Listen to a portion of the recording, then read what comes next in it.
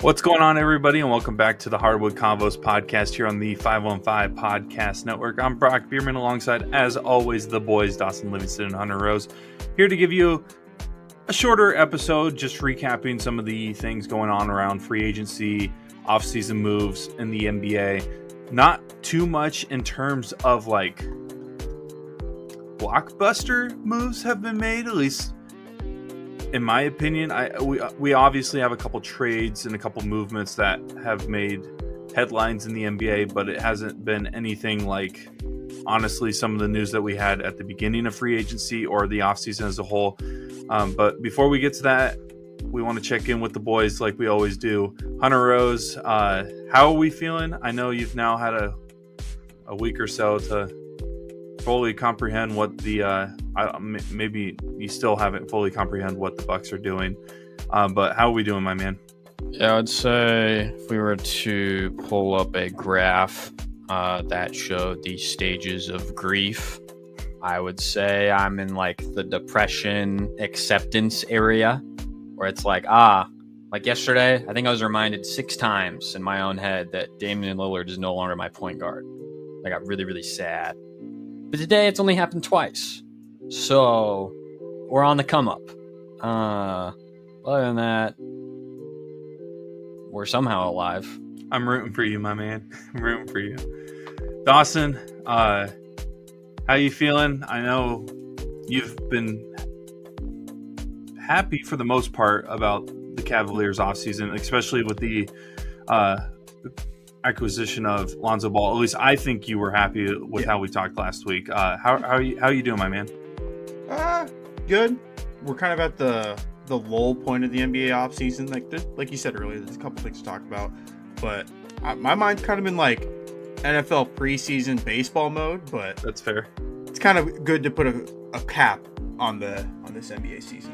So for sure, I completely agree. And while we have a few things to talk about, I don't think we'll spend too much time today talking about, the NBA. It won't be an hour episode, or like we're at 59 on our timer and we're like freaking out on how we're going to end this. But some major moves or semi-major moves occurred in the NBA over the last couple of days, at least the last week or so. Notably, yesterday, the Clippers, Jazz, and Miami Heat completed a 3-team trade involving Norman Powell going to Miami, John Collins going to Los Angeles to play for the Clippers, and then Kevin Love, Kyle Anderson, and a 2027 Clippers second-round pick will go to Utah for the Jazz, according to Shams and ESPN.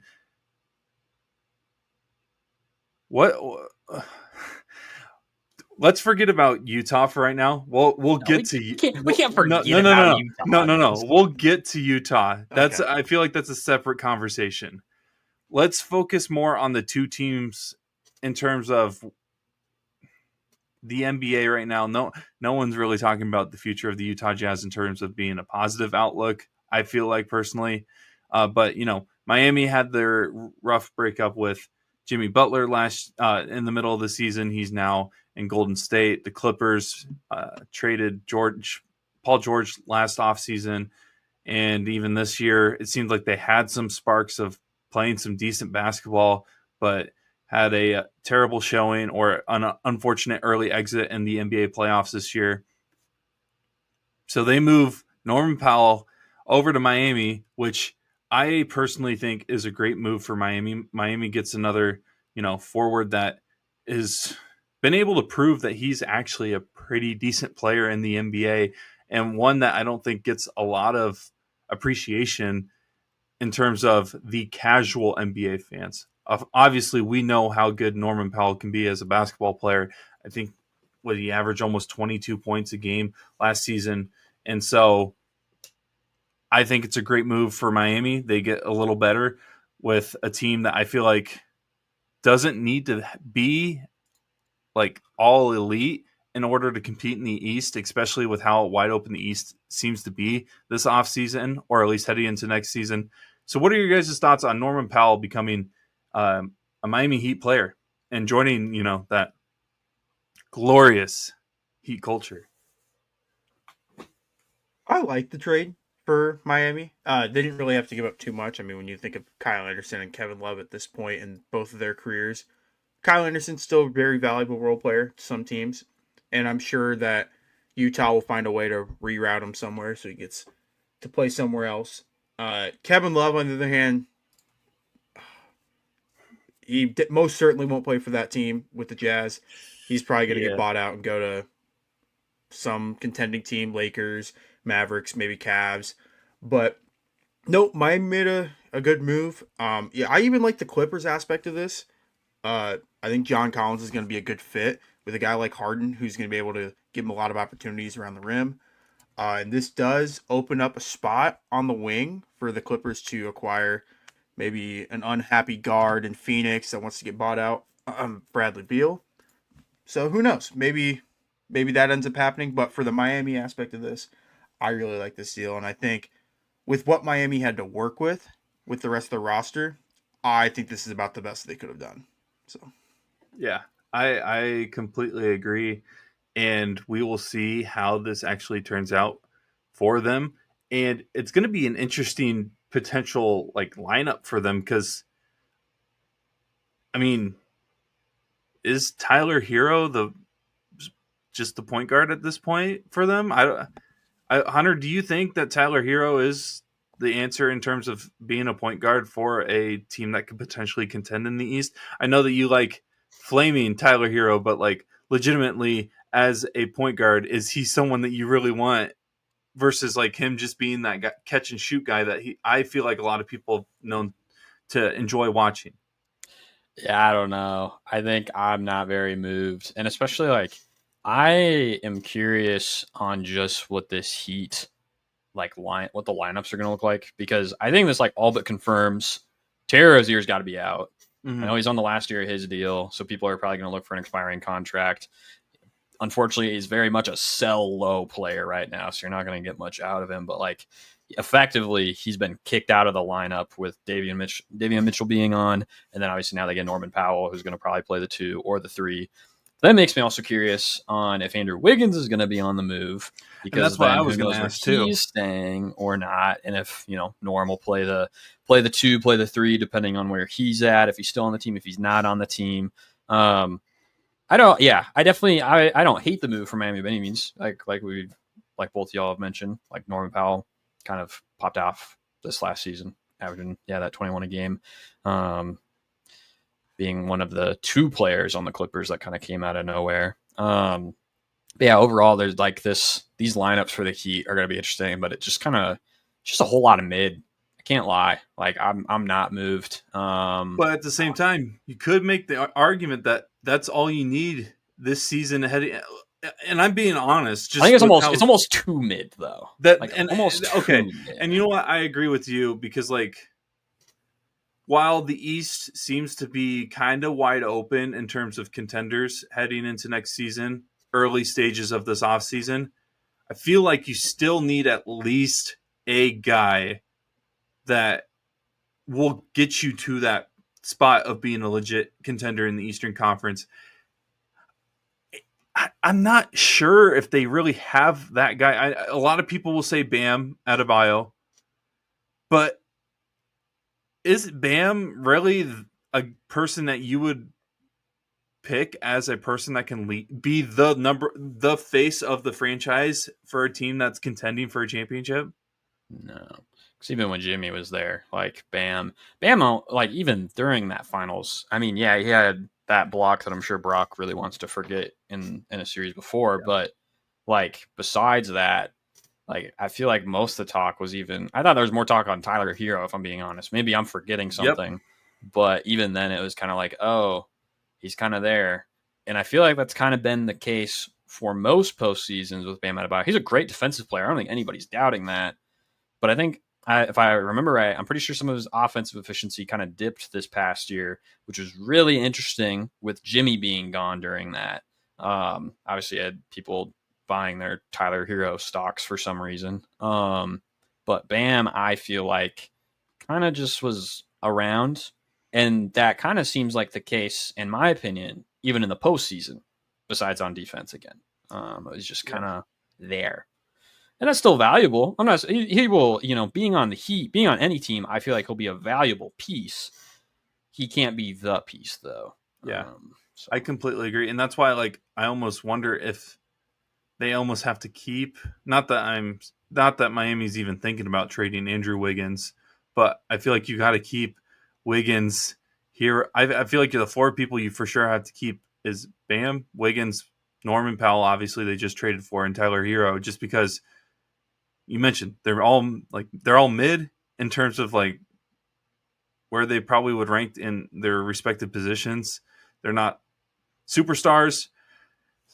Bam might be the closest one to a legitimate star, but like if you give up Andrew Wiggins, I don't know if you end up trading him or moving him or whatever. I don't know what you're getting in return that would benefit you guys in the long run if you're the Miami Heat. Dawson, I don't know. What are your thoughts on this lineup? Because again, I think the Heat got better, but did it move the needle enough for them? In every other circumstance, I would say no. But we have to remember how bad the East is. And this team was an 8 seed last year. They won some play-in games to get to that point. I don't know. This team is just full of like guys that are okay, but like you guys said, mid. But like they're paying these players like they're great players. Bam, this season's getting 37, and then his extension kicks in at 49, 53, 57. Tyler Hero is on the books for 31, 33 next year. Then he's eligible for an extension. Wiggins is on the book for $30 million for the next 2 years. Rozier's on the books for $26 million. Powell's on the books for $20 million. Like, this is just a very mid and expensive roster. But again, with how terrible the East is, they could still make some noise because I still think their odds aren't like terrible to win the East.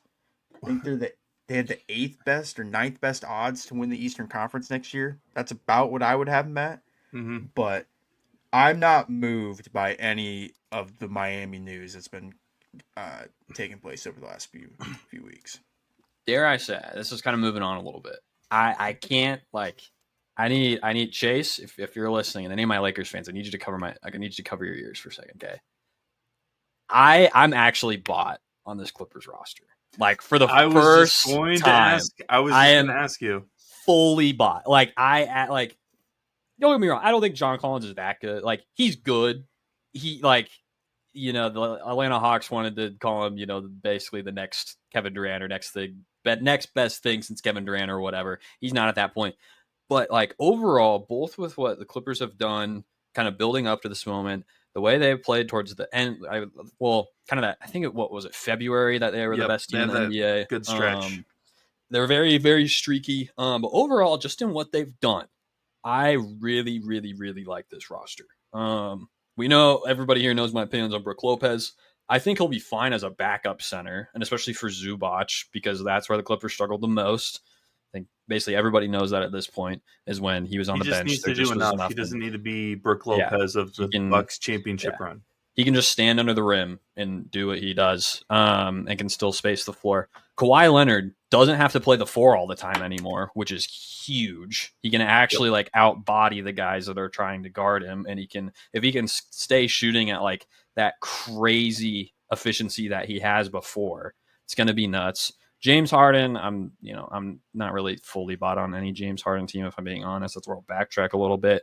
But if he can be more of a facilitator, there it is. But then like the rest of the pieces, I mean, they still have Chris Dunn. He's still going to keep guarding the guards. Like that's where they have that backcourt defense, which is going to be helpful when you have a guy like James Harden. You have a spark plug off the bench with Bogey.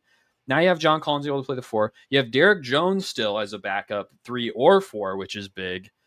Like overall, I'll be sleeping on Nicholas Batum. I will be sleeping on Nicholas Batum. Fourth quarter, yelling out something Batumin.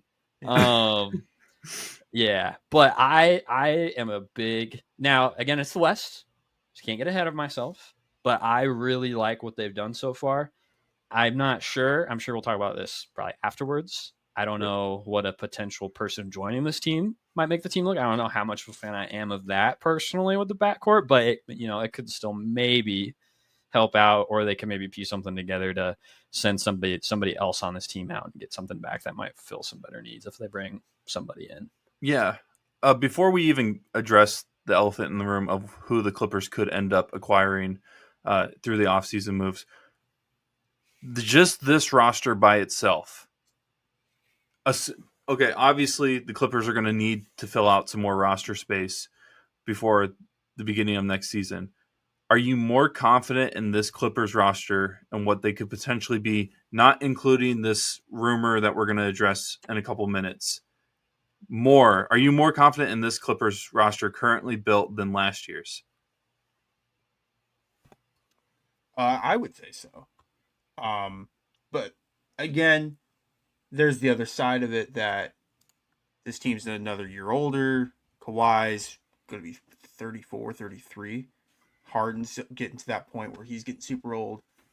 And even like bringing in a guy like John Collins, I mean, he hasn't played more than 70 games, but twice in his career. Which is crazy. He played 40 last year. He played 68 the year before. 71, 54, 63, 41, 61, 74. Like he's kind of hit and miss with how many games he plays. Granted, this past year he averaged the most points he's averaged since his third year in the league. And he shot the second best 3-point percentage in his career at almost 40%.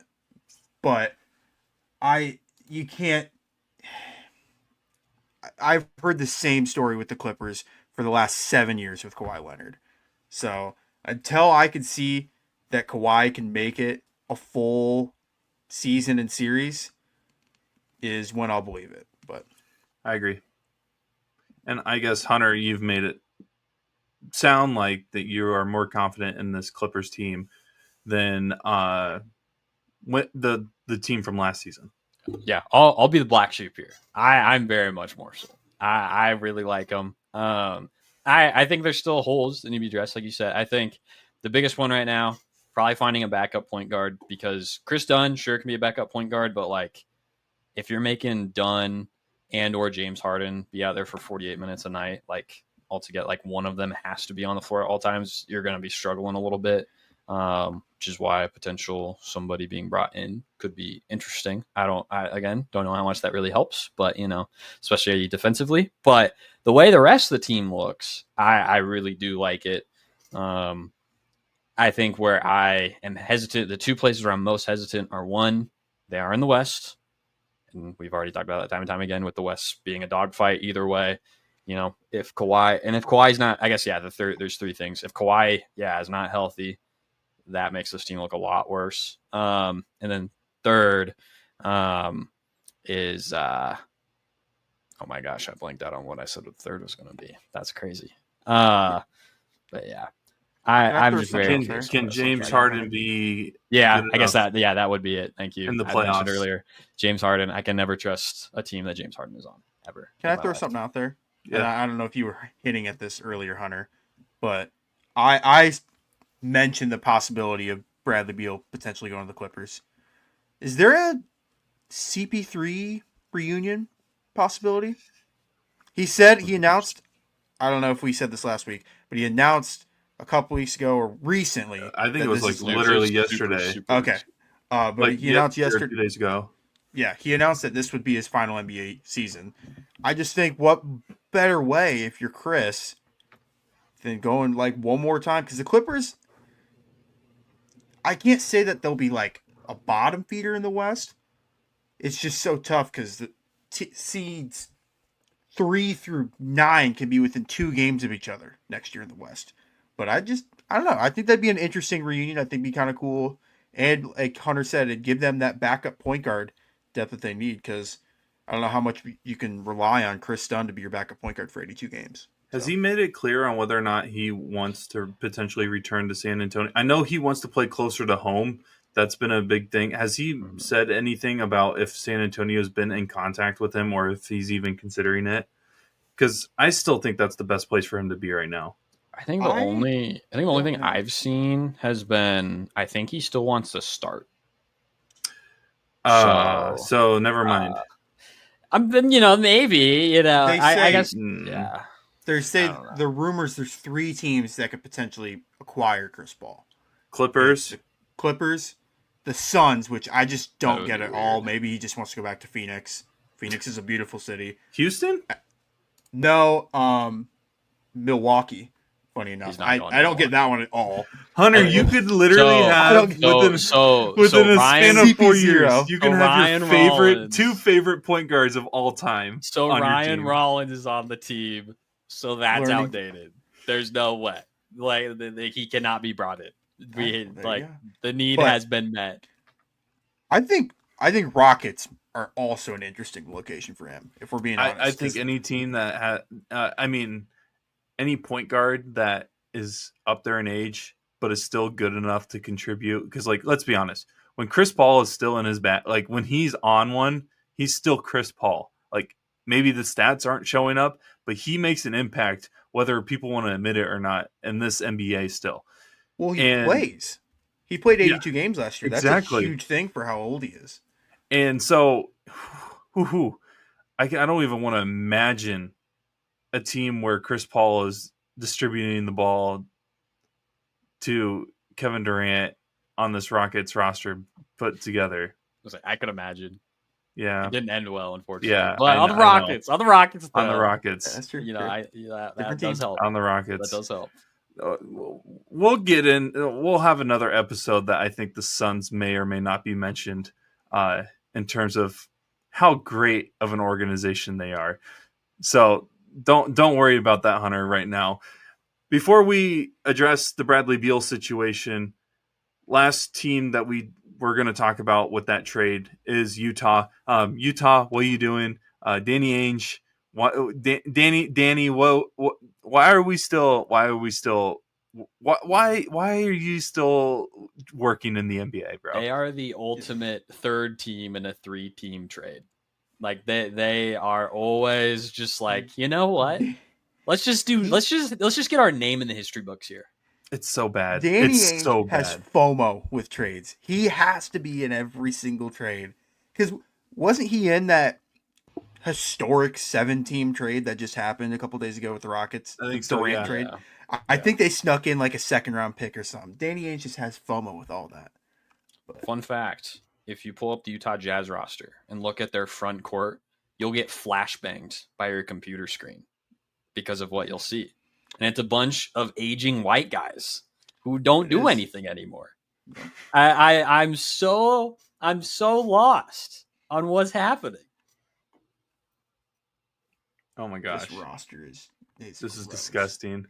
But yeah, we're not even going to talk about Utah's roster. Let's just say that Danny Ainge shouldn't have. Danny Ainge is the era of you in the NBA as a player has passed, and now you as a front office man has also passed. If anything, it passed a long time ago. So this is the most obvious roster I've ever seen to get AJ on the team next year, though. Yeah, he is already paying that kid. Guess who he's playing for? Keep him in the state. Yeah, he's already paying that guy. He will be on the payroll for the Utah Jazz and Danny Ainge for years and years and years and years to come. Starting this year. That's assuming the NBA would want him in Utah, but that's a different discussion. Other news, obviously, we probably need to address it just now. I don't know how much more we need to add to it because we've kind of hinted at it.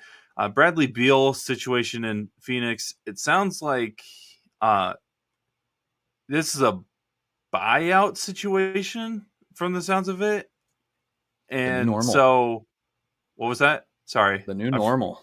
The buyout. Yeah, which the buyout though will make LeBron the only player with a no trade clause left in the NBA. Which it'll be the last no trade clause ever given out. Which LeBron will make sure to mention that in his book or his movie or whatever, that he was the last player in NBA history to ever have a no trade clause because he wants to be the last of everything. And the rumors of Bradley Beal are pointing towards that same Clippers team that just made the move for John Collins. Hunter, you made a kind of shaky comment about referencing Bradley Beal on this roster, and it may change your opinion. Does a Bradley Beal, Kawhi Leonard, James Harden trio make you even more invested in the Clippers, or does it kind of make you a little nervous, just kind of given Bradley Beal's history in terms of not necessarily having the on-court team success in his career? Yeah, I think overall, like, I would like it. Because I think there's a couple things where, one, I think the whole Phoenix thing's just weird. So I don't know what's going on with Bradley Beal, but if I'm to assume the best, he can probably still play basketball fairly well. He's still Bradley Beal. Yep. Hopefully just not Bradley Beal on a $60 million contract on one of the worst teams ever seen. But I think specifically, though, with the Clippers, though, where I am hesitant is his availability has been garbage. Yep. And on a team with already garbage availability, that's not good. Then all of a sudden you're just in the same exact situation that he just was in Phoenix, just in a different state now. And you can make an argument that the Clippers would also just be in the same situation they've been in the last 5 years, because their worst ability, I feel like the last 5 years, or at least since they signed Kawhi Leonard, has been their star players being available. Yeah. So I think that's probably the biggest one. But if he can stay available, and I think part of it's probably just the whole Phoenix thing. He probably could hopefully be more available. And then he can kind of I don't think there'd be as much rumors about him, or not even rumors, but just him coming off the bench in general probably wouldn't be happening. He sure might not get a gajillion minutes a game, but hopefully that just wouldn't be the case when you have James Harden and Bradley Beal in the same backcourt, because that means you're going to rely even more on Kawhi, John Collins, DJJ, Zubac, and Lopez to hold down the fort every single time they're on the floor. And that doesn't help when teams are trying to switch left and right on defense. But again, gives them another guy, another kind of spark plug player, but this time in the starting lineup. Hopefully on a much friendlier deal, because he's someone who's going to be buy low, which will be nice. So yeah, I guess that's where I would be. I do think it would help, but there definitely does raise a lot of question marks that are kind of already in LA.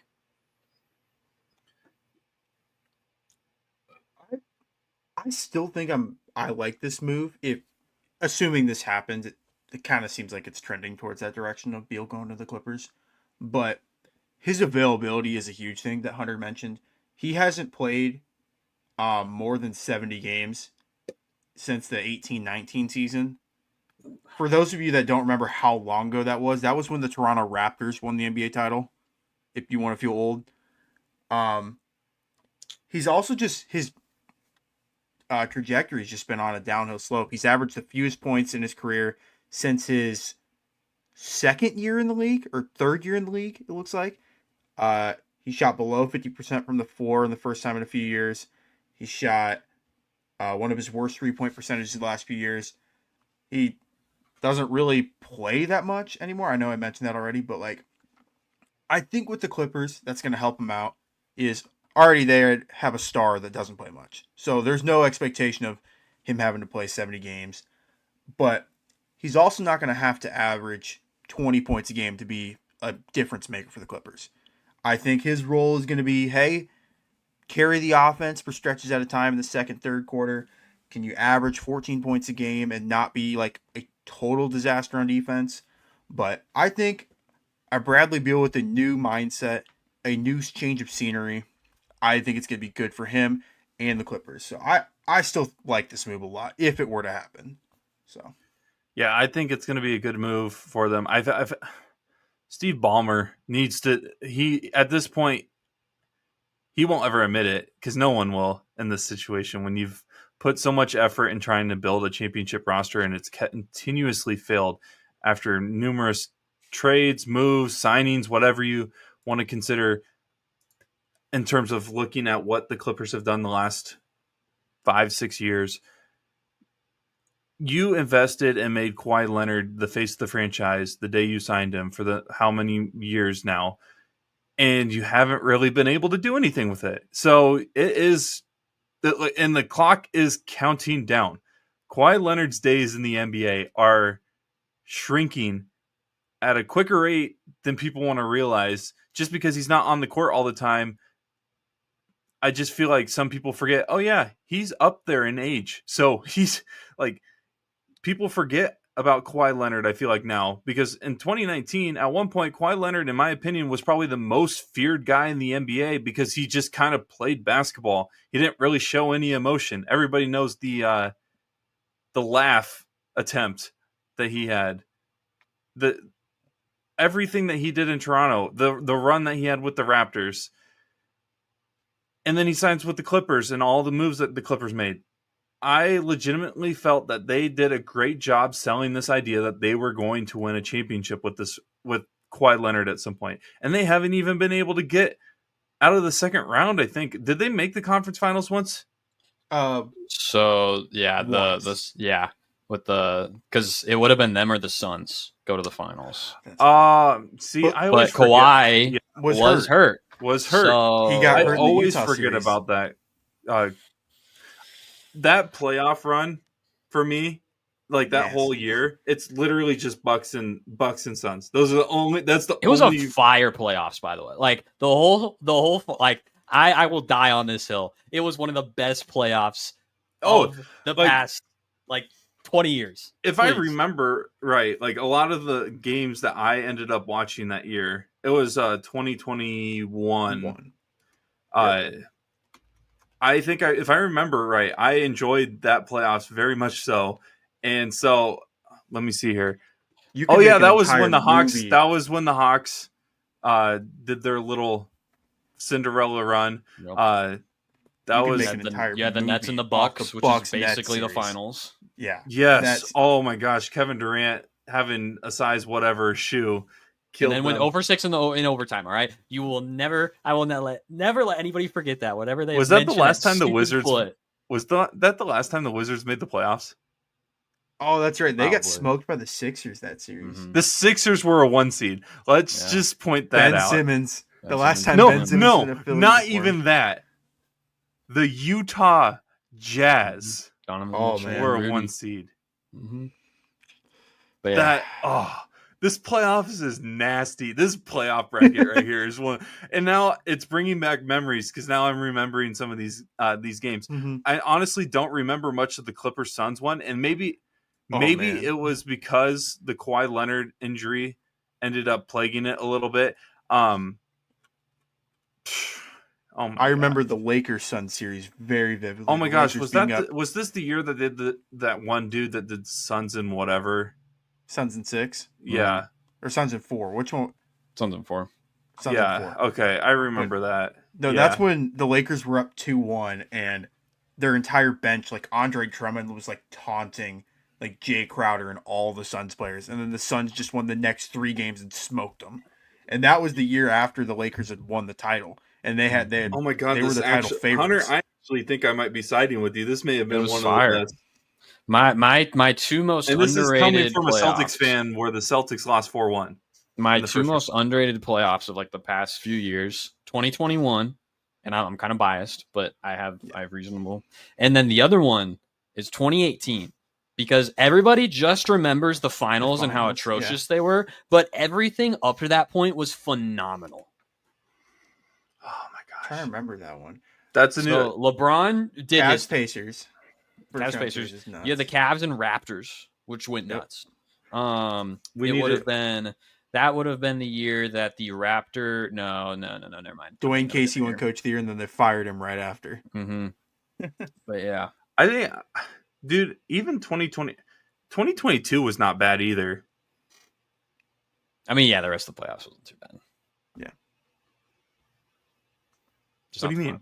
I'm not talking about the finals, but yeah, that was I like 2016 a lot. Just saying, that's also a good one. But everyone. I am not even referencing a Celtics championship. I hope you guys know that. No, we didn't say anything. Yeah. I just don't want to think about it. Yeah. Oh, sorry. Yeah. Sorry. Al Horford elbowed your Greek freak in the freaking head. Because if Giannis had a team, he would have had the best playoff series we've seen since LeBron in 2018. And I will also Yeah. Yeah. Because he if it wasn't for Grant Williams going berserk in Game 7, the Bucks would have won that series. Full on, just went ballistic. If Boston would have won the title that year, I literally think they would have had to make some kind of honorary retirement jersey just for that Game 7. Like Grant Williams. Just Game 7. Like no player in Celtics history can ever wear number 12 in Game 7. They had to wear a special different number just because of Grant Williams. And then, I don't know if it was smart of Al Horford or if it was just him knowing, or if Jimmy Butler or whatever, that great pull-up 3 from Jimmy Butler in Game 7 of the Eastern Conference Finals was really great. Or the taunting of, calling timeouts. That was good memes. And great memes of the finals too. I honestly was one of those where it's like I went into it knowing who they were going up against, not necessarily the Warriors themselves. I just knew who they were going up against as an individual, and I was like, You're talking Andrew Wiggins? No. All-star starter Andrew Wiggins that year? Yeah, all-star starter. You must be talking about Kevon Looney. No, Jordan Poole.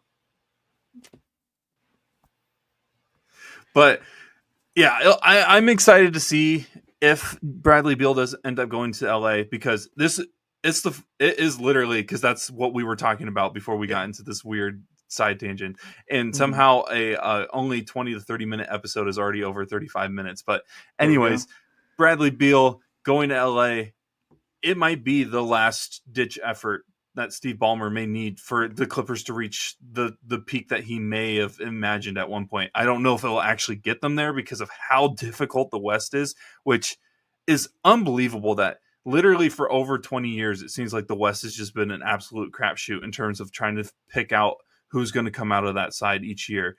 Usually the favorites, I feel like, are the ones that are contending in the end, but it's still a tough battle to get to the finals in the West compared to the East the last 20 years. So other things that we wanted to hit on before we get going, we might as well just kind of do a kind of a rapid fire kind of thing.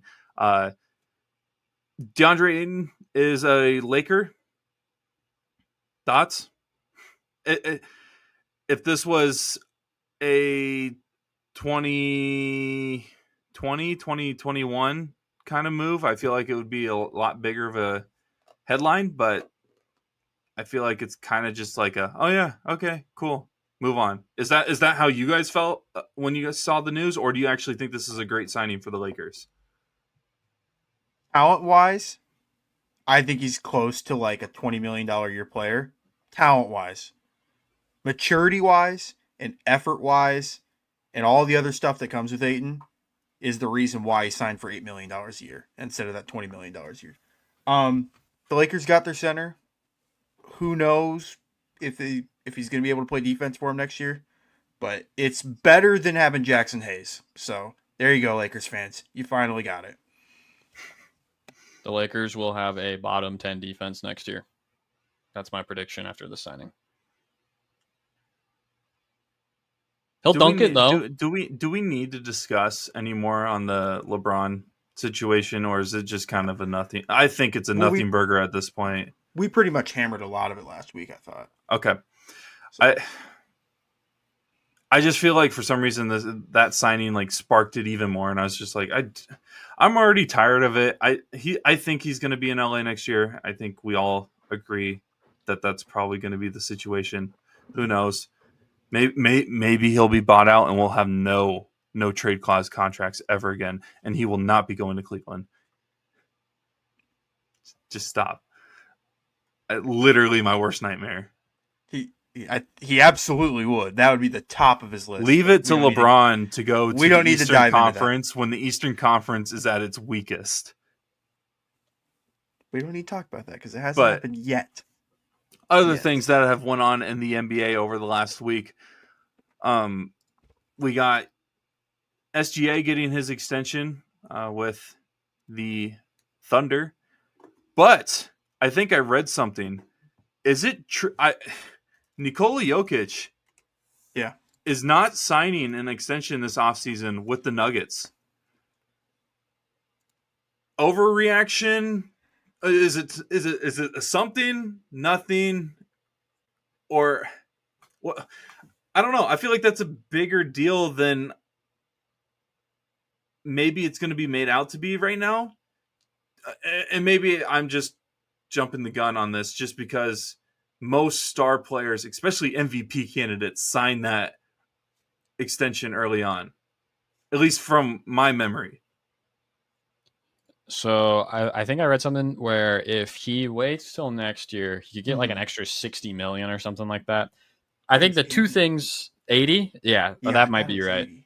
But yeah, a lot of money. I think the two things that aren't getting well, first of all, if his name were Giannis, ESPN would be all over it. I'll say that right That's now. what I'm saying. I just love to put it out there. That's what so we're all on the same page. Yeah, completely agree. But I might be the biggest Celtics fan that cheers for Giannis for some reason. You probably are. But I respect talent. What I think is funny is that, and again, this is kind of another double standard thing with Jokic. We just, like, all of us last week kind of said LeBron doing what he did was really weird. Jokic is now wanting an extra $60 million when the Nuggets have had one of their down years this past year in terms of where they've been before. And all of a sudden, like, we're going to continue talking about how Jokic is a team player. That's all I'm going to say. He's got his ring. And what was it that he said after he won the finals? Job is finished. Job done. Yep. And then when he found out he had to go to a parade, I'm not saying that I'm nitpicking, but like it's a fair statement. I got one little thing. I don't think it's anything that he's just waiting till next year. I think a lot of guys would do that to make 80 million. There's something in the air in Denver right now. I don't know if you guys saw the introductory press conference with the new GM, how unpromptedly he talked about having the possibility of trading 15 or Nikola Jokic. You sure did. And there's nothing at mentioned. Least for me, it means they've had the conversation. They've had the where's Brian Windhorst? I mean, again, I think the odds of him getting traded are close to zero. Like, I don't think it's going to happen in the next year or two. But it's not exactly zero, though. It's when your GM unpromptedly brings up the possibility of trading your best player, arguably the best player in the world for that matter. Opening press conference, by the way. It's something.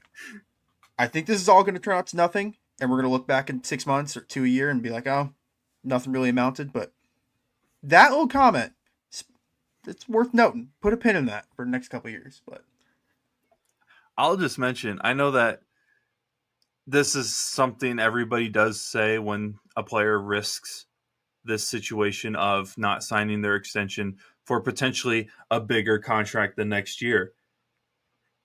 If the Nuggets have a down year, and if for some reason Jokic has, God forbid, an injury that costs him a big chunk of the season or costs him the season in general at some point, that makes it a bigger situation, I feel like, especially if the Nuggets don't perform this year. Yeah. Well said. So moving on from that, we also mentioned SGA did get that extension with the Thunder. Also, Paolo Banchero got his bag with the Orlando Magic. And man, again, we're going to have an episode coming out maybe a couple days or so from now. You guys are probably listening to this. If you're listening to it the day we released it on Wednesday, July 9th. July 9th. We're recording here on July 8th. We're going to do a 3-round draft, snake draft of 3 franchises we would not want to be a part of and 3 franchises we would want to be a part of. So kind of like buying and selling the future. Mm-hmm. We'll say the next 5 years of the NBA kind of thing. Mm-hmm. And I feel like the Orlando Magic may be one of the teams that gets taken potentially from one of us. What are your guys' thoughts on the extension for Banchero? it had to be done. Every rookie that is, or not rookie, but every young player that gets to this point in their contract gets extended at this point. I think it's happened with every single number one pick. It happened with Ant, happened with Zion, and even Zion doesn't really play games anymore, but Zion still got that monster extension. Cade got that extension. Paulo just got his. So next year it will be Wemby to get that extension. Every number one pick gets this extension. Now, what's interesting is with the way the CBA is in the second apron, if he were to make an All NBA or if he were to win a major award, his cap number like skyrockets instead of like the mid 40s to like close to the 50s. That's kind of what happened with not to bring up the Cavs, but Mobley. When Mobley won his Defensive Player of the Year this year, it kind of screwed up the Cavs cap situation because they went from Mobley at $40 million a year for the next 5 years to Mobley at $49 million a year for the next 5 years. So it's worth every rookie gets this, but who knows? If he gets one of those major awards or ends up being an All-NBA player, that number is just only going to skyrocket. So, yeah, I would say it was earned. But, all right. Oh, here it comes. And this is from a Magic supporter. This is from a man who loves the Magic. The lights are now on. They're on full bright, okay? You now have had 2 years, Magic, in the playoffs. And both years have just crumbled. All right? And now, Paulo, you have your big money contract now. So there's expectations with that. You now have more shooters on your team. So that excuse is no longer valid anymore. All right? And the way you play the game reminds people of certain greats. Okay? You are now like the the whole he's still young, he's still a rookie. He's still young, but you're not on that you're not on the baby contract anymore. You're on the big boy contract now, okay? So now it's time to play like it. There's no more of this excuses, okay? I love the Magic. I hope the best, unless it interferes with the Bucks. But this is it. From now on, you had the loving and nurturing mother that is me as a baby Magic fan, to now the strict father. It's like, all right, like we're getting this done now. Okay, we're moving forward. So is this the most expectations Orlando's had probably since 2010? Yes. Oh yeah. Yes. For sure. Yes. Yeah. By far. For how much they've already given up, both. I mean, they still have picks, but for how much they've given up pick-wise, some of their other young talent, and how much money they're giving out, and what the East looks like, this is it. This is the prime year. Now they could build up on this next year. Who knows? But this is the start, and you have to start strong. Doesn't mean they have to win by any means, but you got to make it pretty far. You got to do something. All right, I'm going to throw out some names real quickly, and I would like your guys' thoughts on them in terms of who they potentially should sign with. Anything, if you've seen any reports as well as these are people that haven't signed or haven't, at least from what I've seen, haven't been reported to be signing with anyone. First, from former Brooklyn Nets player Cam Thomas, averaged around 24 points a game last year for the Brooklyn Nets. He is a restricted free agent, so there's that tag on him. What are your guys' thoughts on Cam Thomas? Do you think he will end up being back in Brooklyn? I keep seeing rumors that he might be somewhere else, but obviously Brooklyn has the opportunity to match it. Is Cam Thomas back in Brooklyn next season?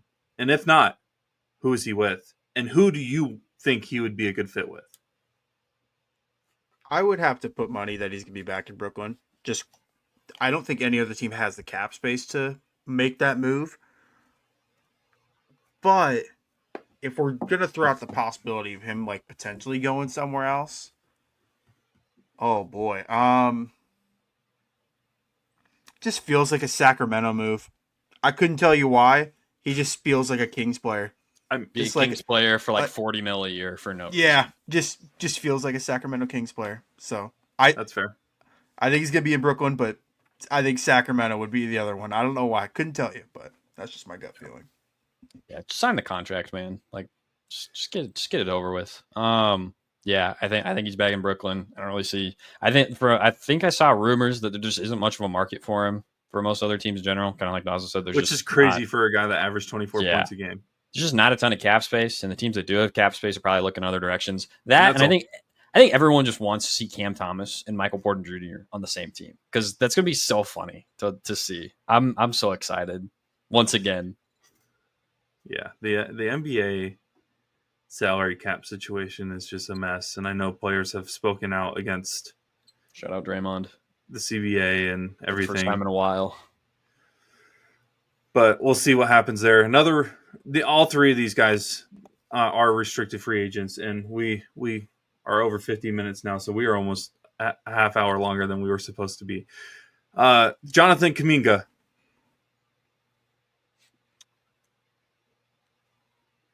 I don't think he stays with Golden State. I think he's out of there. Am I crazy to say that this also feels like Sacramento? Just like a gross overpay? Is Sacramento the new LA? Everybody's going to Sacramento. I think the legit rumors I've seen are Sacramento, funny enough. And then I think Chicago was floated around. No, Chicago doesn't do anything actually smart. I don't know. How good is Jonathan Kuminga really? I mean, we just finished year 4, and it feels like most good players can play with Steph Curry, and he couldn't figure out a way to like actually play well with Steph Curry. Oof. I hate doing this to Kings because like the beam, but like this just feels like a Kings signing. I don't know why.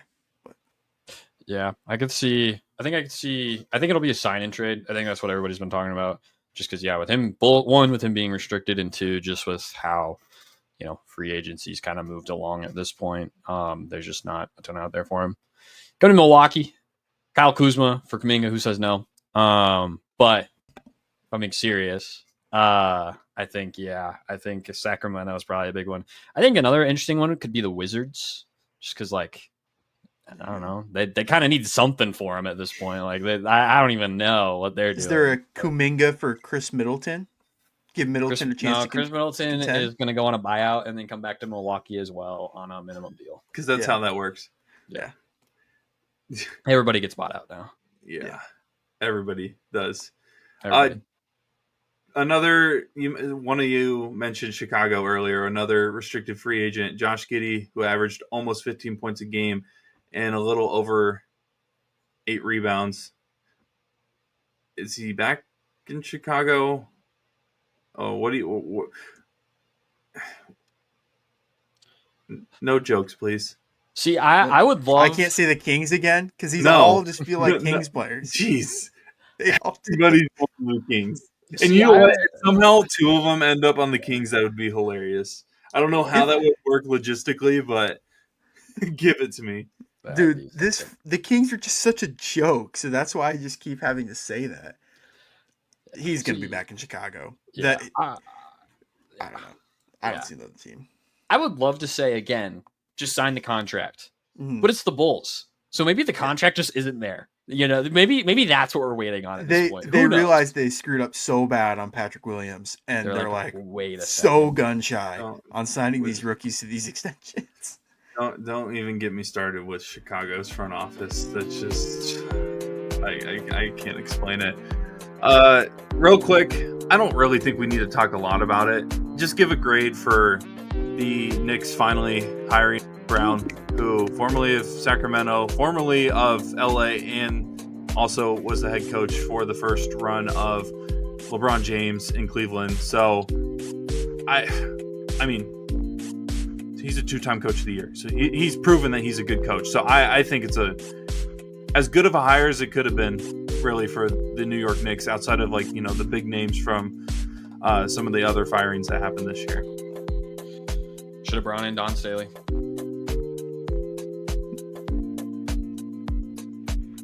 Oh man, I'll make mine real quick. I like the hire a lot. I hate that it took this long to get the hire, but at least they got the hire right. So yep, I completely agree. B for me. Yeah, I'll give it a B plus. I think he's just a good coach as a whole. I'm surprised that leave it to Sacramento for messing that up.